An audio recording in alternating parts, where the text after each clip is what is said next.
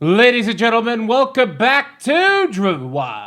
Today we are talking about Instacart Revisited. So one of the things I constantly preach on this channel is to diversify your gig portfolio and to sign on to as many platforms as possible. One of the platforms that I have been on for a while is Instacart. I made a bunch of videos on this already and said I wouldn't make a masterclass, but I've been doing this a bit more often these days and there's some stuff I want to talk about. So with that said, we are going over everything you must know about Instacart as a gig, what they tell you versus how it actually is, and everything in between. But before we do that, let's go over a quick disclaimer. The content of this video does not contain, is never intended to be, legal, business, financial, tax, or health advice of any kind. This video is for entertainment purposes only. It is advised that you conduct your own research and consult qualified professionals before applying anything you find online. Also, I do want to be clear that everything that we're going to be going over is very market dependent, and what applies to me and my market may not apply to you. So with that said, let's get started. What is Instacart? Instacart is a grocery delivery app run by Maple Bear Incorporated, based in San Francisco, operating as a grocery pickup and delivery service, meaning that the majority of the pay model is based on you shopping for all the items and delivering them. This is one of the more popular apps in the shop and deliver niche, and some people have actually stated they make a significant amount of money from that. Sign up requirements. Signing up for Instacart is one of the easier apps to apply for in terms of requirements. Being 18 years old or older, being eligible to work in the US, having a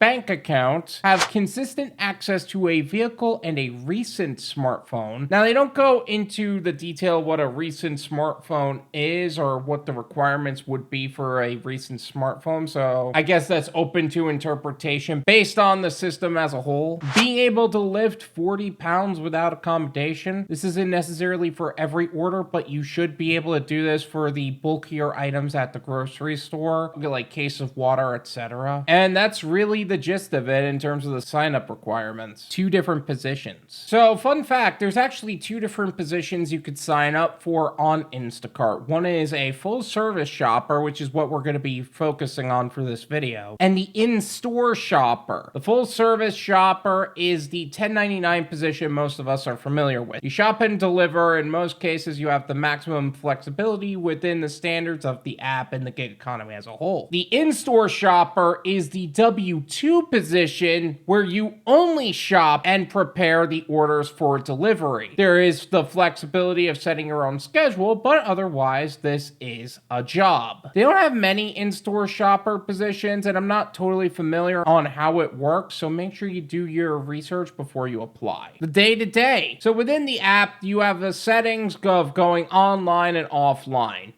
Duh. When you're online, you will see orders pop up in the queue on a first come first served basis. The order will consist of the following: estimated order payout, the miles from the store to the customer, not from where you are, but from the store to the customer, the map showing where you're going if you click on the actual order, item and unit counts. The items will be able to be seen as you click on the order as well. Now, the challenge with the information is that orders are kind of like a game of chicken. It isn't like you're only looking at one order. It's a first come first serve, and the order can disappear as soon as you get the notification. So you better set your standards for orders in a simplistic way so you don't take orders you don't want by accident on a leap before you look basis. Income expectations. Okay, I feel like I'm preaching to the choir for most of my audience, but to be as clear as possible, you are not paid for your time unless you're an in-store shopper, in which case you're on a totally different gig entirely. But for the 1099 position that we mainly talk about, you are not paid for your time, you're paid for the work you actually do. If you do not complete orders, you do not get paid. Earnings estimates is different for every order, but they are broken down in a simplistic way. Your total earnings are your batch pay plus promotions plus tips. Batch pay is based on many different factors, but the lowest as of this recording is $4. It used to be $7, it used to be $20, now it's $4. Promotions include, but are not limited to, peak earning times, high demand, and boost pay. And finally, the customer tips you receive is 100% of the final amount. I will go over what that means later. There There are other nuances to it as well, such as heavy pay, market specifics, and other things, but the deeper parts of that are for another video. Now, there are some side notes and important need to know information that I would like to go over on this subject. Proximity matters. So with Instacart being such a queue-based system, and one of the things that makes certain people earn a higher priority is the proximity of the store. There are other factors as well, don't get me wrong, but that is a major one. I have found that I will get more orders from a store if I happen to be close to it. That is why the app will tell you to move closer to certain stores, so you have a better chance at getting orders from a location you're actually close to. Now that said, not everybody should just follow that strategy blindly. It really depends on the full scope of your gig strategy. Bud Soda likes to fulfill catering orders and then handle larger paying batches on Instacart and other shopping apps. And maybe I'm paraphrasing it, but the way he's thinking about it is he'd rather have less orders, but higher paying ones at that. Food delivery drivers on Doordash, UberEats, and Grubhub may only sign up for this when they happen to see a decent paying batch that has minimal shopping. This is me for a while. I usually stuck with orders that were low item count and paid decently to what a normal gig on Doordash, Uber Eats, and Grubhub would pay. And 9 times out of 10, those were alcohol deliveries.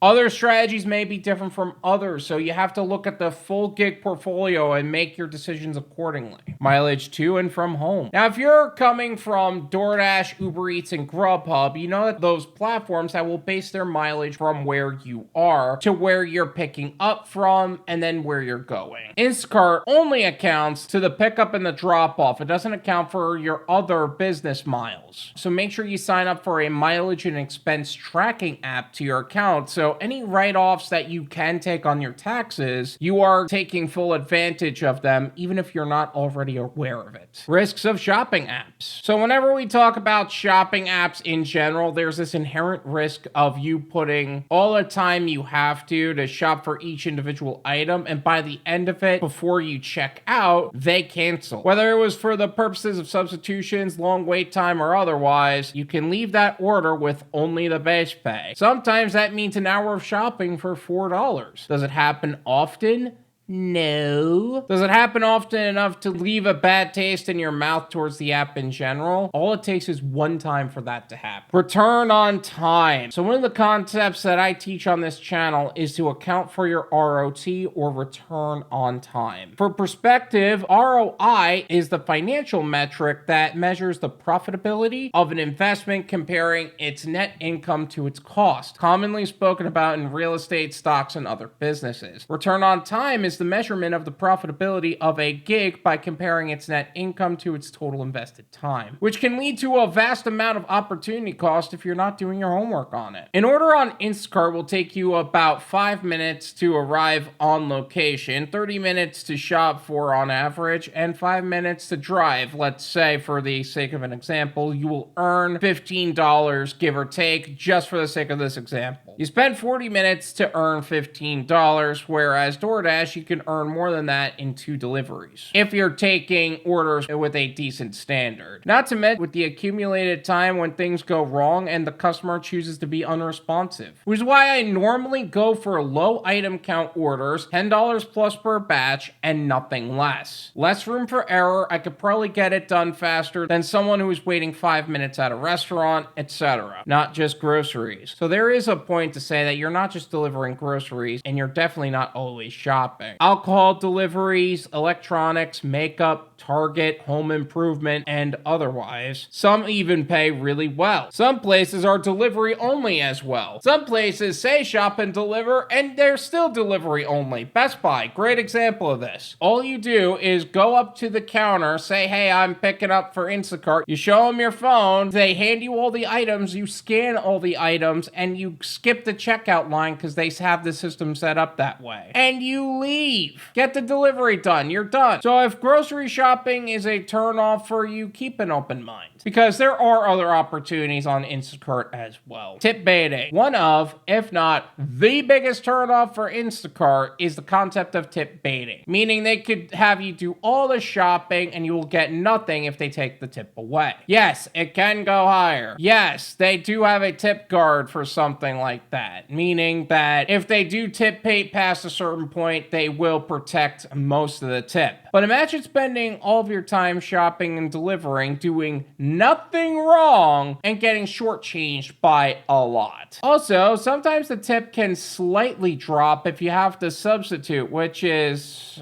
ick. Either way, it's something to consider when you're claiming batches and developing a strategy with Instacart in your gig portfolio. Bot invasion. So one of the common issues with apps that utilize a queue-based system with a first-come, first-serve model is that when they do it, typically means there's going to be some tech genius who creates a bot that can grab orders, or is selling them, or is pretending to sell them to scam you out of money in the comment sections of my videos. Screw those guys, by the way. Now, IC said they're always looking out for them and they will remove them from the platform when they are identified, but with every scammer caught, others get smarter. So I don't know if they're truly ever going to fix this issue on a long-term scale, but some people have just moved to a leap before you look mindset when it comes to choosing order on Instacart. Is it worth it? I personally have this as part of my gig portfolio. I certainly don't depend on the income. It is not a main app for me, but like I said, Bud Soda says it pairs well with catering apps. So because he likes to go for a higher order payout strategy, which I happen to like as well,